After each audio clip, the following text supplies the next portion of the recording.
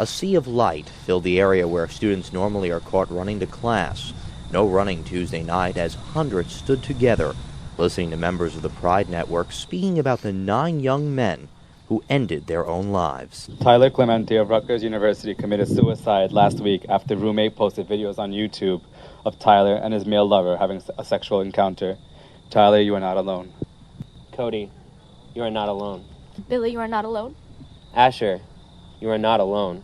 Raymond, you are not alone. For these 9 young adults, they had to wake up every day and face the world that hated them, or so they thought.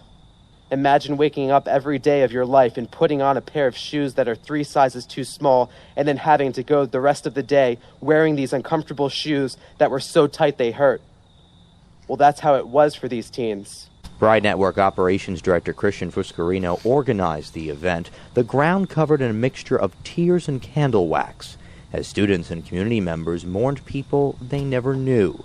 Student Affairs Vice President Sandra Johnson says Hofstra is taking these events seriously. I want to challenge each and every one of us as we sit here with the privilege of light in our hands that shows us a future, that let each of us look inwardly and look outwardly about how we can connect and educate each other and ourselves.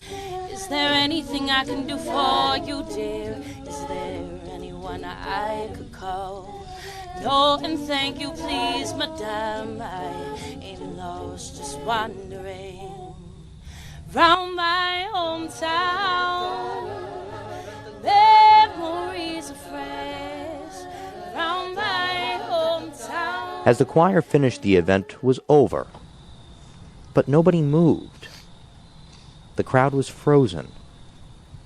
Then something happened. The LGBT community has to stay together. We cannot let bullies win. We are the ones who have something to live for. We are the ones who are proud because we have each other. One by one, people walked to the podium. They were not invited to speak, but they did. I am not gay, but my brother, he's in high school, and these events have been scaring him. I hope that one day he will find a community like this to accept him. There are 2 things I'm going to talk about. Yes, I am gay, and at one point I was suicidal. The important thing about that was the fact that I said was. I have been bullied from the time I was 6 years old until recent history by fellow students, and even later in my career by fellow professors. If there's one big lesson I hope everyone's learned from this, it's that it's important to accept people for who they are, and that it's never okay to tell someone they should be ashamed of who they are. And if you're afraid, you don't have to be. There are people that are full of hate, and they hate for reasons that are their own. The deaths of these students were tragic, but they clearly brought together people for a mission, that bullying someone for their choices has to stop.